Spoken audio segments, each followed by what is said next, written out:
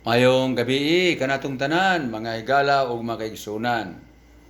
Kumusta? Nanginaot ng Dios, nagpakamaayo kanatong tanan. Ang gabi na karon atong hisgutan ang usa ka pangutana sa atong higala. Gusto niya may bawaan ang nakalibog sa iyang huna-huna. Okay? Masay pangutana nato igsuon, higala. Mayong gabi, Son. Kusog-kusog siguro ang imong tingog. Maradyo na gabi. Okay. Son. Buot lamang na ako ipaabot o gusto na ako masabtan kining kalibog na gihuna-huna, no? Dili lang ka na ako, bisan pa siguro sa uban. Kining kasuguan na gitaral karon, no? Alang sa mga katawan sa Ginoo o bisan sa dili mga katawan sa Ginoo, no? Ay ang mga tao naglibog, sumala kining napulo kasugo karon. Adi nang uban matingala ta o kanang mamalandong ta nga nganong kining napulo kasugo ang uban gituman ang nuibi ra mong yung kasugo.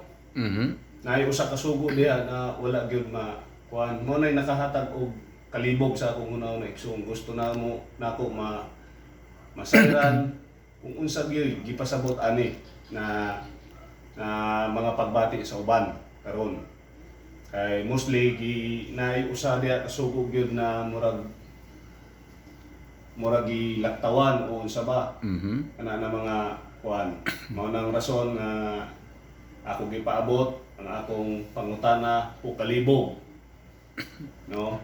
Aron ako pud masabtan, dili lang ako labi na sa mga tao na makapaminaw, no, sa pagpasabot alang sa maong pangutana. Okay, salamat kayo igsuon, higala. So, ang pangutana atong tagdon karon, ngano ba daw nga ang uban ang napulo kasugo, siya man ang tumanon. Ang usa dili na. Nya kung ato po itandi kintahay sa SDA Adventist, nganong hotdon man pagtuman. So na ay pagtandi sa duha. Okay.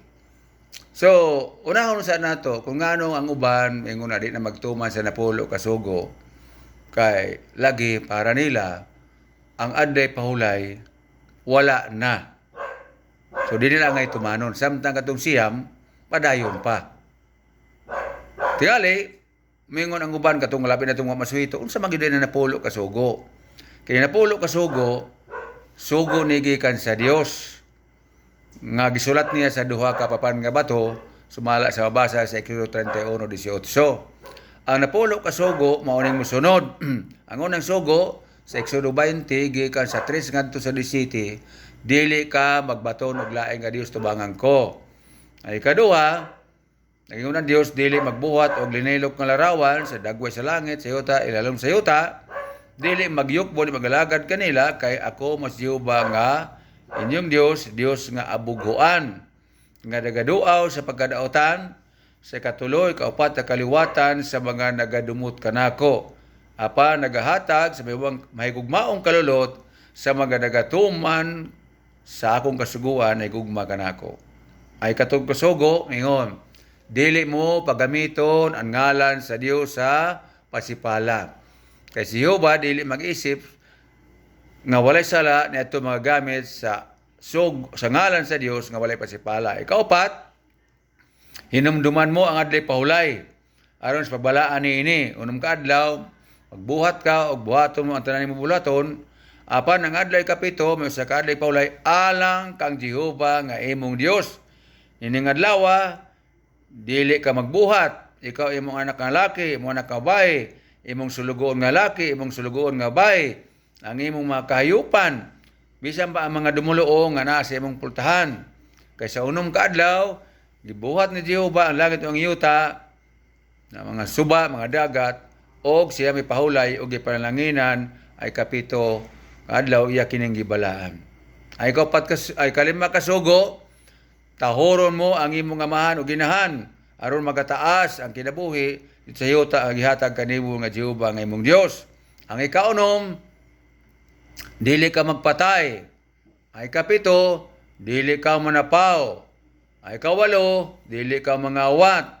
Ang ikasiyam, dili ka magsaksi og batok sa imong isig katao. Ang ikanapulo, dili ka maibog sa sawa sa imong isig katao, sa kabtangan sa imong isig katao, sa iyang kahayupan. Mao na ang napulo kasugo sa Dios, nga mismo ang Dios siya gayud nangunay sa pagsulat sa duha ka papan nga bato.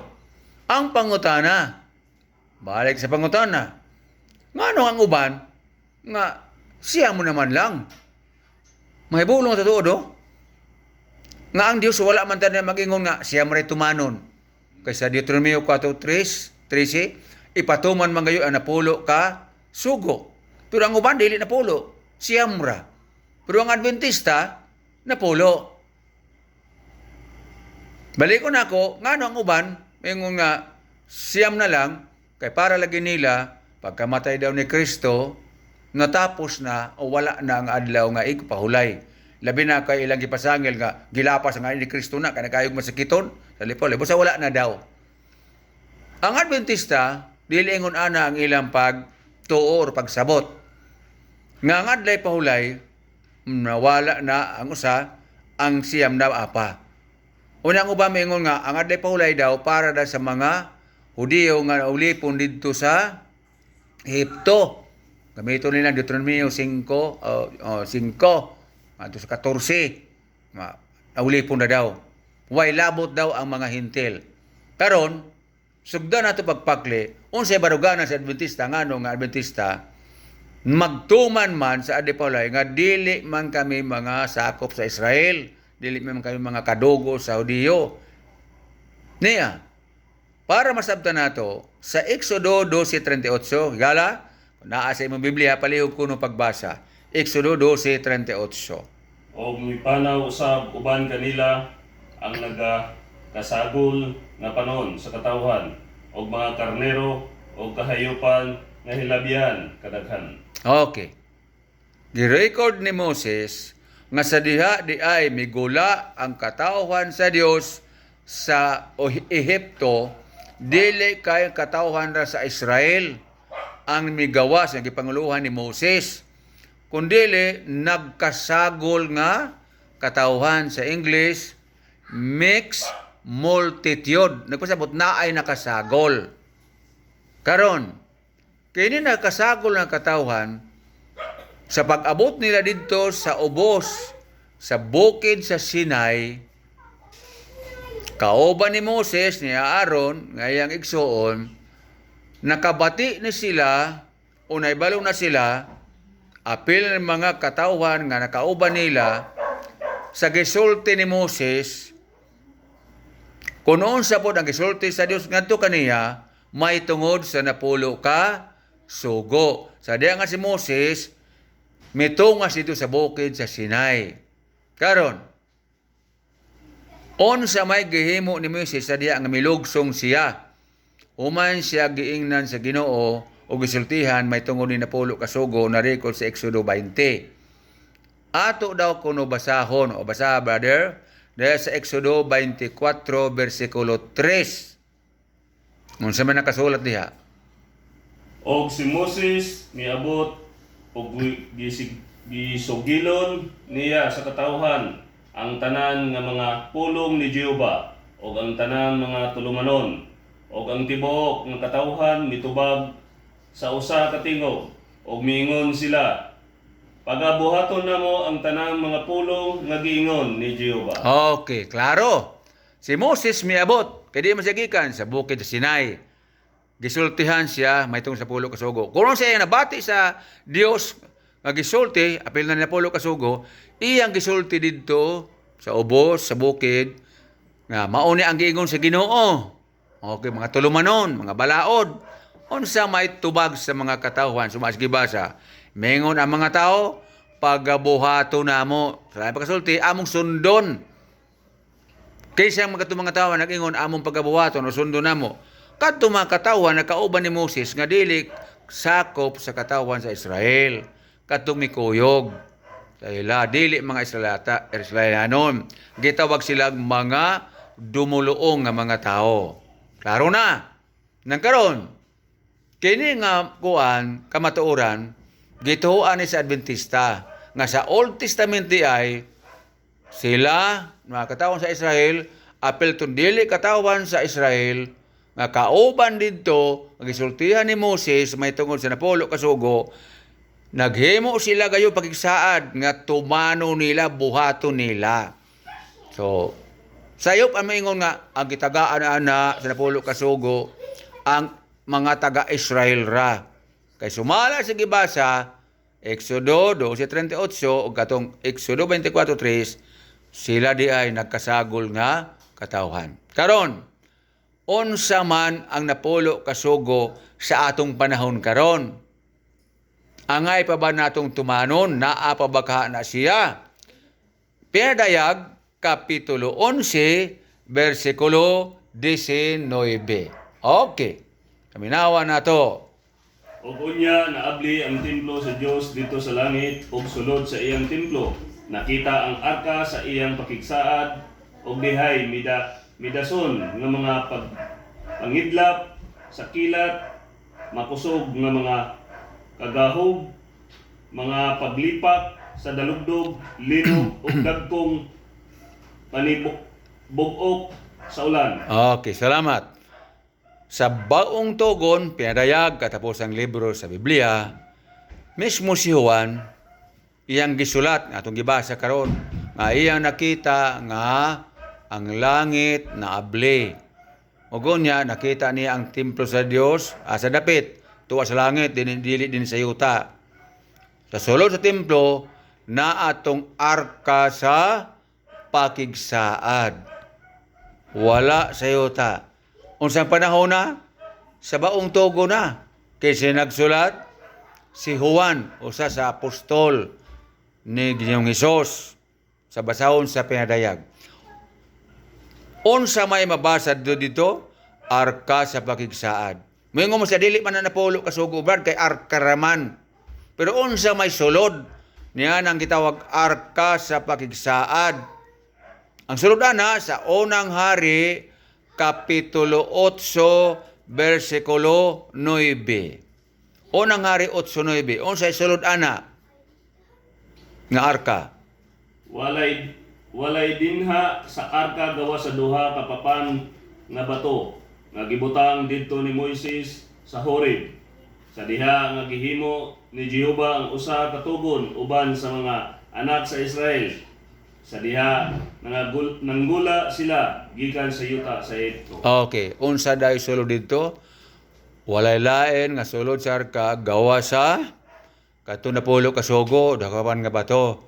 Katong arka dili to arka ni Noe nga ilang gisakyan pa ng sulunop.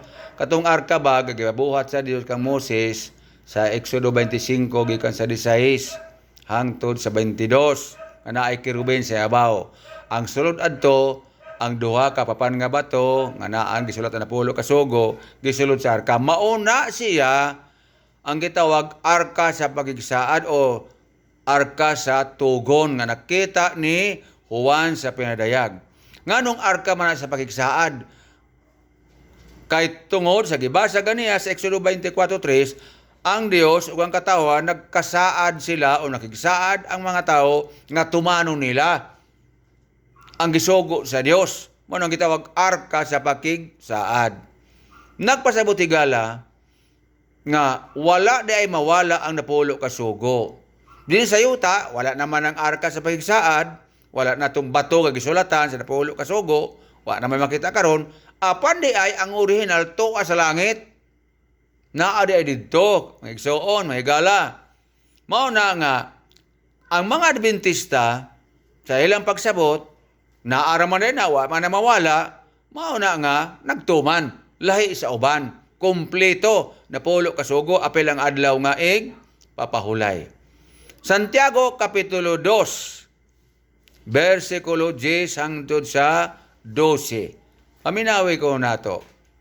Aminawa nato, may gala. Kay bisan kinsa nga magabantay sa kinatibuk-an sa kasuguan apan makalapa siya sa usa ka bahin niini, siya mahimong malinapason sa tanan niini. Kay siya nga nag-ingon, ayaw pagpanapaw, nag-ingon man usab, ayaw pagpatay. Bisan pa kung ikaw dili manapaw, apan makapatay ka, ikaw mahimong malinapason sa kasuguan. Kinanglan managsulti og managbuhat kamo, ingon nga mga tao nga pagahukman ubos sa kasuguan. Okay, salamat. So, nganong Adventista dili sa uman nga nagtumang kayo sa kompleto na pulo ka sugo, dili sama sa uban nga siyam na lang.